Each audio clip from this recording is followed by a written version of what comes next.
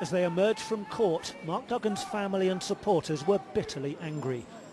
Jurors had concluded his death was a lawful killing, but at the same time accepted he had already thrown away the gun when the police officer shot him. They damned the verdict as perverse. We came for justice today. We don't feel that we're leaving with justice. We feel we're leaving with a grave injustice. We're not going to hide. We don't feel we've got anything to hide for. The people who do need to hide, they know who they are. We've got nothing to hide. We've done nothing wrong. We still fight for justice. We still want justice. We find out where we go from here. No justice, no peace. No justice, no peace.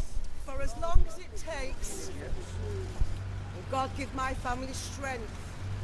Not only the family, the whole of our legal team, the whole of our friends, the whole of the people that we don't even know that have supported. Majority of people in this country know that Mark was executed. He was executed and we still believe that, and we're going to fight until we have no breath in our body for justice, for Mark, for his children, and for all of those of the deaths in custody that have had nothing for, nothing. We are not giving up. No justice, no peace. No justice, no peace. No peace. Moments later, a senior Scotland Yard officer was almost drowned out when he responded to the verdict. It is significant that a jury of Londoners have today, having seen and heard all the evidence, have concluded that not only was the operation to stop Mark Duggan in the taxi conducted in a way which minimised to the greatest extent possible recourse to lethal force, but that Mark Duggan had a gun and that B-53 had an honest and reasonable belief that Mark Duggan still had the gun when he shot him. Mr Duggan's death 2.5 years ago sparked the worst riots in modern British history. First in Tottenham, close to the scene of the shooting, then elsewhere in London, then in towns and cities around England. Thousands were involved in rioting, looting and vandalism. Buildings were set alight. The damage cost millions of pounds. Mark Duggan was no angel, but he didn't deserve to be shot dead by police. The words of his mother Pam read to the jury as she sobbed during the inquest. She described her son as shy and beautiful. A detective offered jurors an alternative view. Mr Duggan, he said, was confrontational and violent, a senior gang member with access to guns. Mark Duggan died in an ambush by armed police more than 2 years ago. The inquest into his death heard from dozens of witnesses. Jurors were told police found this gun 10 to 20 feet from Mr Duggan's body. The gun was wrapped in a sock. Neither had evidence of his DNA or fingerprints, but in a minicab, a shoebox police said was used to carry the gun did have his prints on it. Police said they found the gun on the far side of the park railings. How it got there was the subject of much argument. Officers denied accusations they had planted it. Speaking before the verdict, Mr Duggan's brother Sean said the family had been distressed by some police evidence. I've sat in court and I've heard various police officers say in front of my family in court that this was the best operation they've actually been involved with. It doesn't make any sense. It makes no sense at all for you to sit in front of people who have lost somebody that they love and tell them that this operation went well. I think that's disgusting. This is part of an intelligence document that prompted police to put Mr Duggan under surveillance, a suspect for gun and drug crimes. He travelled in a minicab to Vicarage Road in Leighton, East London. There, police believe he collected a handgun. Then he was driven to Ferry Lane in Tottenham, where armed officers forced his minicab to stop. This amateur video shows the scene moments later. The arrows indicate police officers.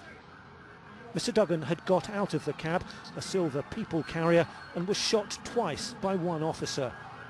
The man who filmed this aftermath said when Mr Duggan was shot, he appeared to be surrendering. All he had in his hand, he said, was a mobile phone.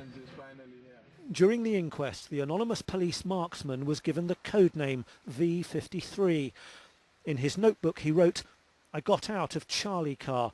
Subject got out of rear near side of taxi, holding gun-shaped item in sock in his hand. Began to raise it up in my direction. I fired several shots." Jurors were shown the suspect's blooded jacket. The first bullet went through his arm and lodged in a police officer's radio. The second hit Mr Duggan's chest and killed him. Jurors were told he was dead within 10 heartbeats. When the inquest began more than 3 months ago, his family said they hoped the truth of Mr Duggan's death would finally come out. They have given their own verdict. We're absolutely in shock because we didn't expect this. We really wanted unlawful killing, but even an open verdict would have been better. But to come back with lawful killing, when the jury, 10 people sat there and listened to the police telling lies in the dock. The police were brought back and re-questioned and were found to lie in the dock and were blatantly called liars. They also were told, you planted the gun there.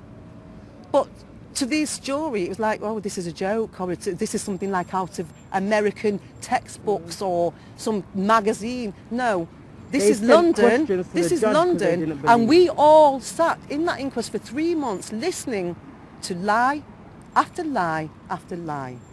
Then when we got the experts come, now the experts verified really that Mark had no connection to that gun.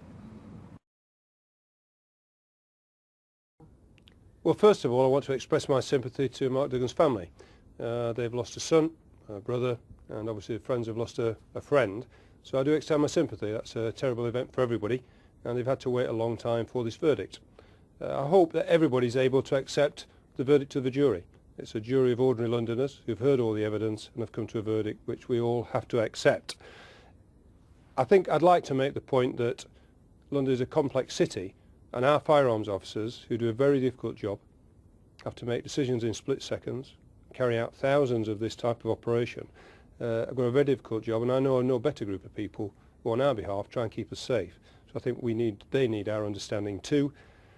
I do acknowledge that we need to do more to build trust with the people of London, and there are things that we need to learn from this event. First of all, I want our officers to be able to be more open when it comes to the investigations that follow these events. In pursuance of that, we're going to ask them to wear video cams so that we can record this type of incident. And tomorrow morning I'm going to meet many people from across London, leaders from the Haringey community, to see what we need to do to work together to improve the confidence in the Met for those members of society who may feel that this has damaged their confidence in any way. You know that beyond the family there is a degree of bewilderment. Some people, community leaders, are expressing astonishment at this verdict. What would you say to them? I think the only thing I can say is that obviously this is the verdict of the jury. Unusually, obviously they've provided reasonings in this particular case. I just invite everybody to consider that verdict and in time consider the reasonings. I understand why some members of the community are confused, but I want to look forward. It's my job to make sure that we improve as the Met and make sure that I build confidence with those members of the community who feel it's been damaged by this event.